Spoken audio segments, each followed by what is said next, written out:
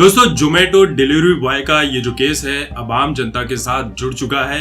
यानी कि भारत की हर जनता यही चाहती है कि इस डिलीवरी बॉय के साथ इंसाफ होना ही चाहिए, उसे झूठे केस में फंसाया जा रहा है। देखिए इस केस में जो डिलीवरी बॉय है कामराज, उनका ये कहना है कि मुझसे वहां पहुंचने में लेट हुआ था, तो वहां पहुंचने पर लेट होने पर ये जो इन्फ्लुएंसर दीदी है यानी कि हितेशा, वो ये चाहती थी कि मैं उन्हें वो खाना फ्री में दे दूं और उसके पैसे चार्ज ना करूं। और जब मैंने ये करने से मना कर दिया तब इन्फ्लुएंसर दीदी जो है वो मुझ पर भड़क गई और चप्पल उठाकर मुझे मारने लगी।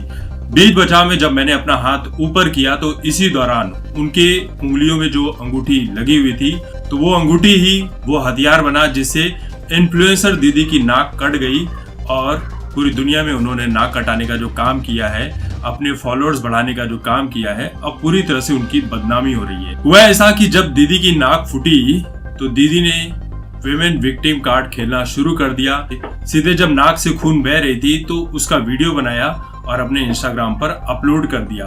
अपलोड करने के बाद दीदी के जो फॉलोअर्स थे वो इतनी संख्या में बढ़े कि इस बात से हमें ये अंदाजा पता चल गया कि इस देश में बेवकूफ़ों की कमी नहीं है, निठल्लों की कमी नहीं है, बेरोजगारों की कमी नहीं है, जो इस तरह के लोगों को जाकर फॉलो करते हैं, जो एक झूठे केस में एक इंसान को ऐसे फंसा देते हैं जिससे उसकी बुरी इमेज खराब हो जाती है, उसकी नौकरी चली जाती है, यानी कि उसे पूरा का पूरा तबाह करने का काम कर देते हैं। अब आप समझ सकते हैं कि ये मामला कितना बड़ा है और मामले को देखकर इसमें परिणीति चोपड़ा भी कूद पड़ी है। तो परिणीति चोपड़ा ने ट्वीट क्या किया है, पहले उसे सुन लेते हैं। सच का पता लगाएं और उसे सार्वजनिक करें। अगर यह इंसान बेगुनाह है, ब्रैकेट में उन्होंने लिखा है, और मुझे लगता है कि वह है, तो प्लीज उस महिला को सजा दिलाने में हमारी मदद करें।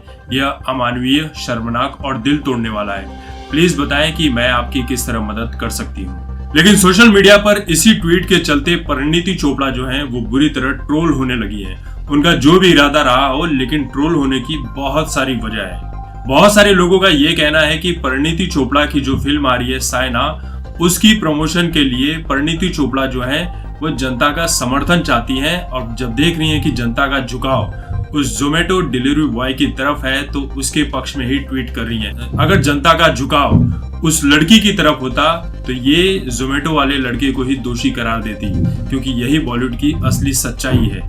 कुछ लोगों ने तो ये भी लिखा कि परिणीति चोपड़ा जोमेटो डिलीवरी बॉय वाले की तो साथ दे रही हैं, उसके समर्थन में ट्वीट भी करी है, लेकिन उनकी खुद की इंडस्ट्री के जब सुशांत सिंह राजपूत की मौत संदिग्ध परिस्थितियों में हो जाती है तो सुशांत के समर्थन में एक भी ट्वीट नहीं करती है, ना ही कभी कोई इंसाफ की बातें करती हैं। और अब जब उनकी फिल्म आने वाली है तो उसके लिए धड़ाधड़ ट्वीट पे ट्वीट किए जा रही है। बहुत सारे लोगों ने यह भी लिखा कि जब कोई सोशल इश्यूज आते हैं इस तरह के, तभी ये सेलिब्रिटीज इस तरह का ट्वीट क्यों करते हैं, उसके पहले ये ट्वीट क्यों नहीं करते हैं। इसका सही रीजन ये है कि जब इनकी फिल्में आने वाली होती है तभी ये लोग सोशल मुद्दों से जुड़े मामलों पर ट्वीट करना पसंद करते हैं। तो बॉलीवुड की सच्चाई तो हम सभी जानते ही हैं कि जब इनकी इंडस्ट्री के किसी भी कलाकार के साथ कुछ गलत हो जाए तो उसके लिए ये लोग आवाज नहीं उठाते, लेकिन जहां पर टीआरपी मिलती है, चाहे वो टीवी हो चाहे सोशल मीडिया, वहां पर ये लोग तुरंत ही एक्टिव हो जाते हैं और ट्वीट पे ट्वीट करना शुरू कर देते हैं। देखिए परिणीति चोपड़ा और इन्फ्लुएंसर दीदी में कोई ज्यादा फर्क नहीं है।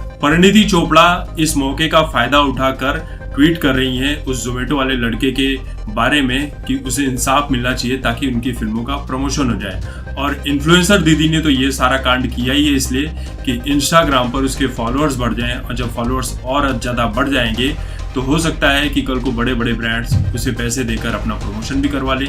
आखिर यही तो इस समाज की सच्चाई है, जो लोग इसका गलत फायदा उठा रहे हैं।